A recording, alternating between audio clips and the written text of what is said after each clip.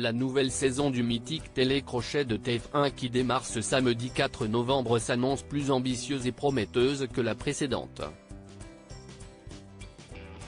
À quoi va ressembler cette édition de Star Academy?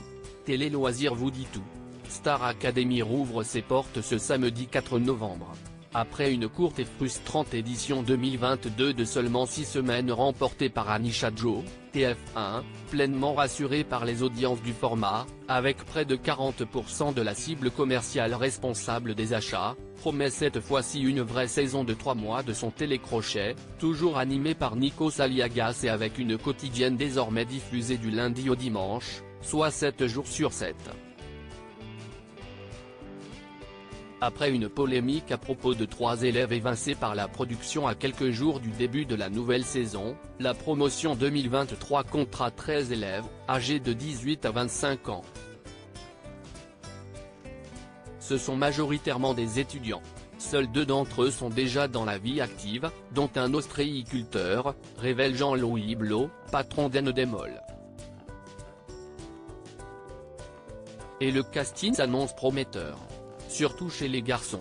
L'année dernière, c'était plus difficile d'en trouver qui chantaient de la pop et de la variété, glisse Michael Goldman, de retour à son poste de directeur.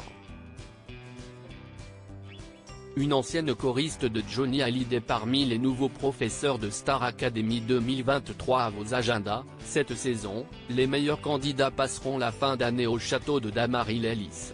Ils vont fêter Noël et le Nouvel An en même temps que les Français, sieste symbolique, se réjouit Rémi Faure, directeur des programmes de flux du groupe TF1. Côté professeur, on se réjouit de retrouver Adeline Tonilouti, chant, Pierre de Brouwer, théâtre, et coach Joe, sport, tout comme les 2 répétitrices Lucie Bernardoni et Marlène Schaff.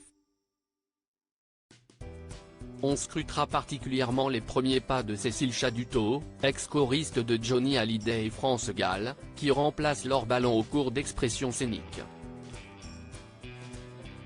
Star Academy 2023, Yanis Marshall évincé par la production. Autre cas, autre polémique. Yanis Marshall s'offre, lui, un départ retentissant. Si la production évoquait devant les journalistes un simple problème d'agenda, le danseur les a contredits dans Le Parisien en affirmant qu'il avait été évincé par TF1, inquiet de son caractère jugé instable. Grande première dans l'histoire de Star Academy, les cours de danse seront, enfin, assurés par une femme, la chorégraphe belge de 43 ans Malika Benjeloun qui a notamment performé aux côtés de Robbie Williams, Grace Jones, P. Diddy ou encore Soprano. On mise donc sur des mises en scène à couper le souffle lors des shows du samedi en direct, qui bénéficieront d'un plateau de 2000 m², 2 fois plus grand que le précédent. Cette fois-ci, Star AC semble vraiment de retour.